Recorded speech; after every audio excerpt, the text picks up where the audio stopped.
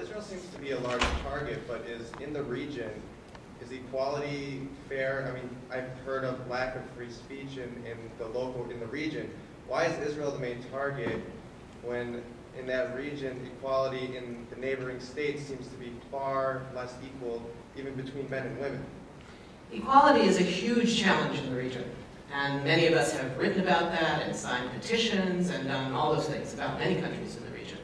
I think the reason for many of us that we focus on the role of Israel is twofold. One is there's a particular kind of violation that has to do with occupation that's underway. The other is the responsibility of the U.S. And for me, that's the primary one.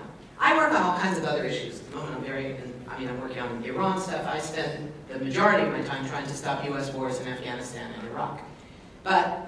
And I've worked in the past on Central America, on a host of other issues, including the anti-apartheid movement in South Africa. But I think one of the key things is that the U.S. is what enables the continuation of this particular set of violations in a way that it doesn't in other countries, including countries that it's closely allied with, like Saudi Arabia and the others. I see all your hands. Can I just ask that you keep them down when I'm talking, because it's really disruptive. I'm not calling on people anyway. A guy in the back is. So I think that the fact that we pay for such a huge percentage of Israel's military capacity, all U.S. aid to Israel now is military aid. It used to be about half and half military aid and economic aid. Netanyahu himself actually requested that it be changed to be only economic aid. Only military aid. And I think that this is a military that is very dangerous. It's the only nuclear weapons state in the region.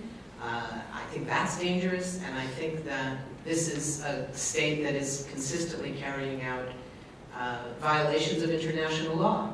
It's not the only state by any stretch of the imagination, but it's the one that I'm working on. I certainly urge other people to work on all kinds of violations, and I will support those. I go to protests, and I sign petitions, and do all those things.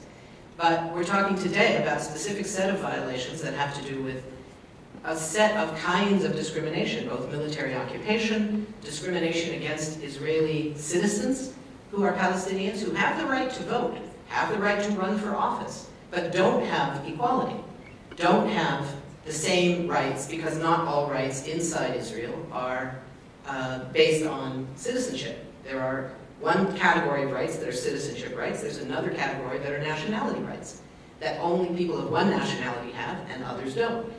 So these are serious problems, and I, as a U.S. taxpayer, and for me, because I'm Jewish and so much of this goes on with the claim that this is being done in the name of all Jews, I'm not prepared to stand up to it. I think that the point isn't that it's in a neighborhood where everybody else respects equality. That doesn't exist really anywhere in the world, but certainly the Middle East is one of the worst in terms of issues of inequality, and I think all those countries should be challenged.